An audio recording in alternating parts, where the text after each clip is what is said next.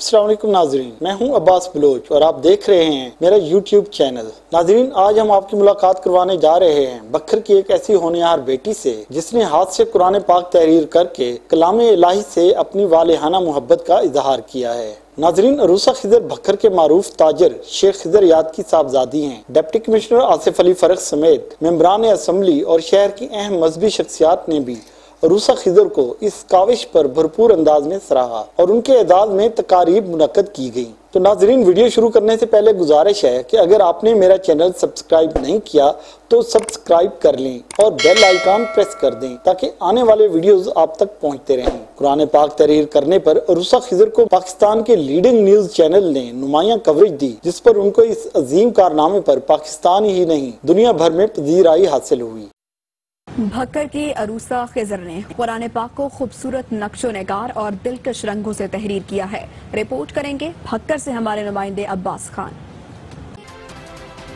कुरान पाक से मोहब्बत और अकीदत की इंतहा करने वाली ये है भक्कर की अरूसा खिजर, जिसने अपने फन खुदादात से रब करीम को राजी करने के लिए कलाम इलाही को ना सिर्फ अपने हाथ से तहरीर किया बल्कि खूबसूरत नक्शो निगार और तीनों जिल्दों के सरे वर्क भी अपने हाथों से बनाने की सादत हासिल की। जहां हमारे नुमाइंदे अब्बास खान मिलवा रहे हैं एक ऐसी खातून से जिन्होंने अपने हाथों से कुरान करीम का एक नुस्खा लिखा है।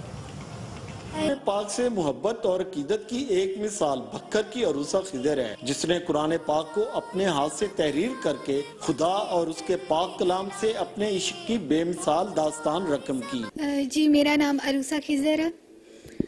बस मैं कुरान पाक के बारे में यही कहना चाहूँगी कि ये मेरे अल्लाह पाक का मुझ पे बहुत बड़ा करम है। इसमें मेरा कोई कमाल नहीं।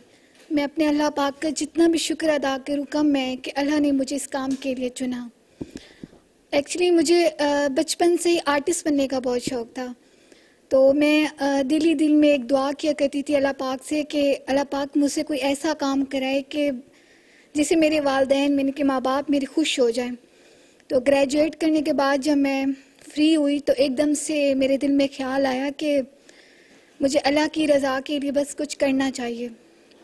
तो मैंने मदरसा ज्वाइन किया, तो वहाँ पर छोटी छोटी आयात और हदीस जो यानी कि पढ़ाई भी जाती थी, याद भी कराई जाती थी, तो मैं उनको घर आकर लिखा करती थी।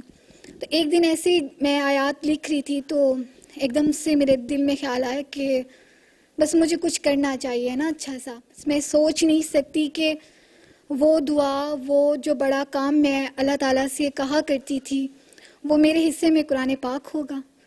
मैं अल्लाह पाक का बहुत बहुत शुक्र अदा करती हूँ कि अल्लाह पाक ने मुझे इस काबिल समझा। जी, मुझे कुरान पाक कंप्लीट करने में 1.5 साल लगा है, क्योंकि एक्चुअली मैं डेकोरेट कुरान पाक लिखना चाहती थी, मीन के कलरफुल करके।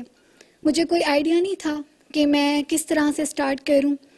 अल्हम्दुलिल्लाह से मुझे बचपन से दीन से थोड़ा लगाव था, इस्लामी किताबें पढ़ना, अरबी वगैरह लिखना। तो इस तरह मेरे दिल में ख्याल आया कि मैं ये सब कर लूँगी।